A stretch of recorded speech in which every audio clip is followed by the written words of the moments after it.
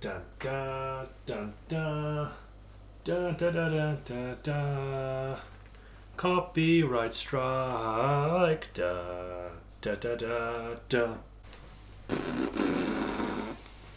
When I was a kid, I wanted to be a movie star.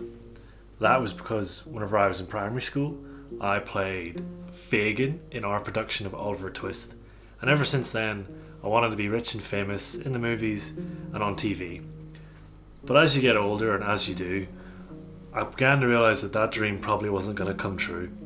So I did the right and necessary thing.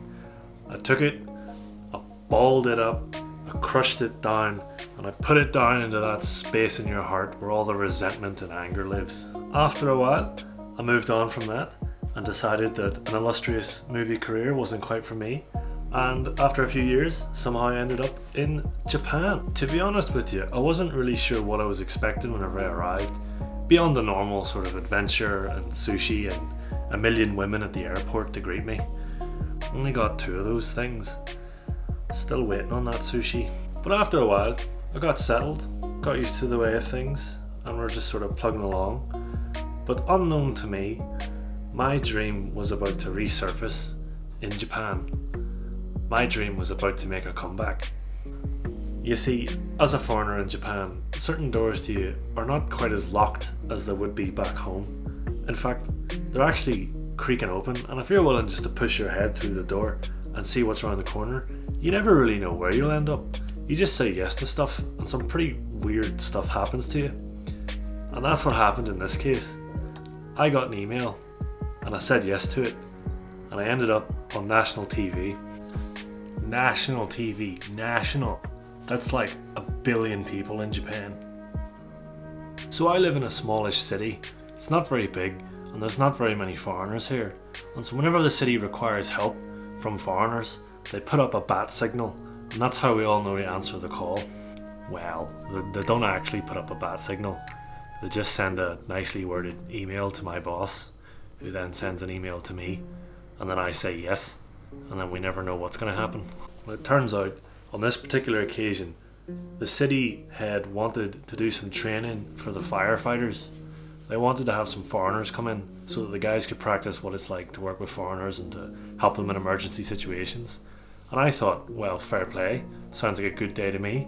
Half day at work, get to go to the fire station, take a tour, see the whole thing, and then just do some training and go home. Bob's your uncle. Not only did I get to do a really cool tour of the whole building, but I also got to meet the chief of the fire department. Funny side note, the chief of the fire department thought he recognised me because he thought that I'd come the previous year. Different foreigner.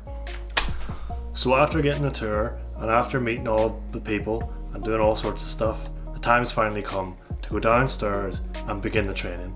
So down we go into the big shed where they have all the different vehicles, and they have about 3 or 4 different fire trucks and a whole bunch of other emergency vehicles, and about half of Japan is here.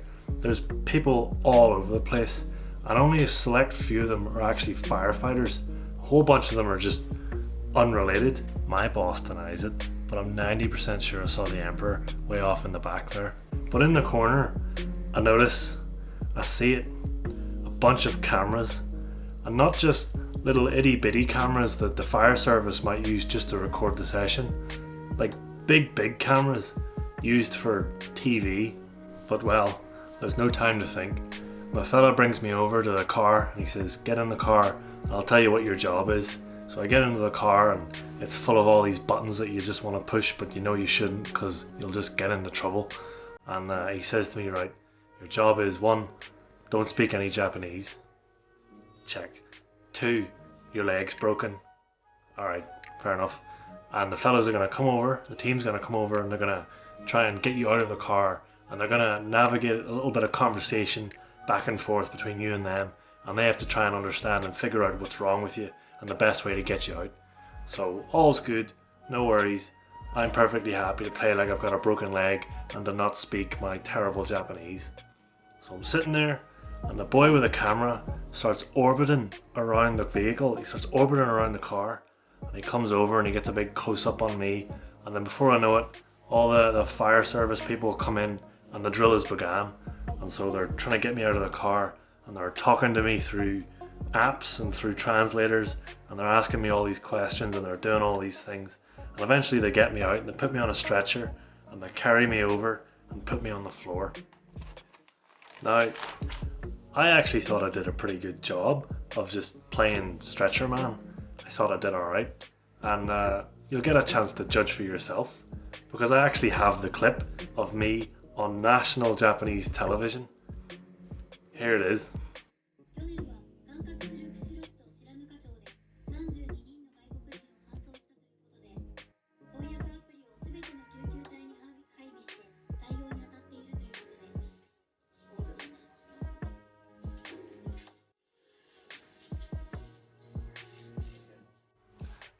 ただ!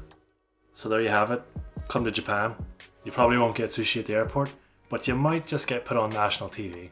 And by the way, I went into school the next day and all my teachers had seen that, and before you know it they were coming up to me, "Oh, Luke Sensei, TV star, sign this, sign this." Pack of jokers.